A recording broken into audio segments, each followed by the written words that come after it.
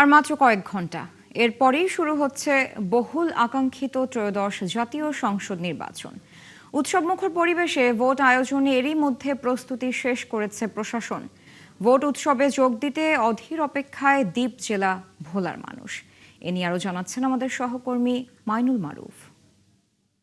জাতীয় সংসদ নির্বাচনের আর বাকি মাত্র কয়েক ঘন্টা এবং ভোলার সবগুলো কেন্দ্রই কিন্তু এখন প্রস্তুত করা হয়েছে। আগামীকাল সকাল 7:30 থেকে কিন্তু ভোট গ্রহণ শুরু হবে এবং আমরা এখন একটি ভোলা সদরের কেন্দ্রে রয়েছে। এখানে পর্যাপ্ত নিরাপত্তা বাহিনীর পাশাপাশি এখানে কেন্দ্রগুলোতে যে সকল ব্যবস্থা নেওয়া দরকার বা ভোট যেখানে দেবেন সেই সকল ব্যবস্থাও কিন্তু সম্পূর্ণভাবে সম্পন্ন হয়ে গিয়েছে এখানে।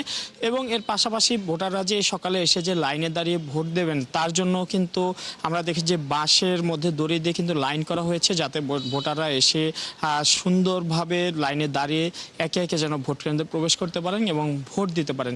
এর পাশাপাশি আমরা দেখেছি যে ভোলার রাস্তায় কিন্তু আইনশৃঙ্খলা বাহিনী ছিল, তারা টহল দিচ্ছেন আজকে যেন কোনো অপ্রীতিকর ঘটনা না ঘটে। এর পাশাপাশি যে কোনো ধরনের ভোটকে কেন্দ্র করে কোনো ধরনের টাকা লেনদেনও যাতে না হয় এজন্য কিন্তু আমরা দেখেছি যে সড়কে সড়কে কিন্তু আইনশৃঙ্খলা বাহিনী পাহারায় রয়েছেন।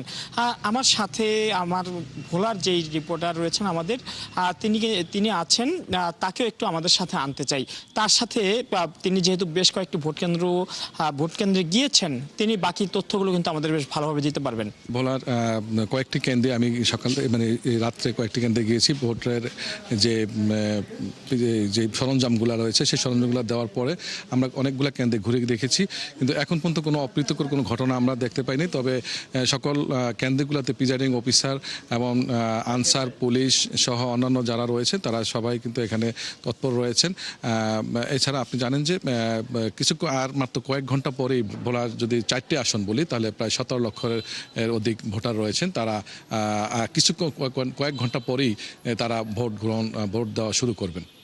যেমনটি বলছিলেন যে ভোলার প্রায় 17 লক্ষ মানুষ কিন্তু ভোট দেওয়ার জন্য অপেক্ষা করছেন এবং আর কিছুক্ষণ পরে কিন্তু সেই ভোট গ্রহণ শুরু হবে। এবং এই যে বেশ কয়েক বছর পর, মানে দীর্ঘ 17 বছর বা 18 বছর পর মানুষ ভোটাধিকার প্রয়োগ করবে, এমনটা কিন্তু আমরা দেখেছি যে সকালে যাদের সাথে আমরা কথা বলেছি এবং দিনে আমরা যাদের সাথে কথা বলেছি তারা বলছিলেন, তারা এমনটাও বলেছেন যে গত নির্বাচনগুলোতে তারা দেখেছেন যে ভোট কেন্দ্রে গিয়ে ভোট দিতে পারছেন না, তাদেরকে ফিরে আসতে হয়েছিল।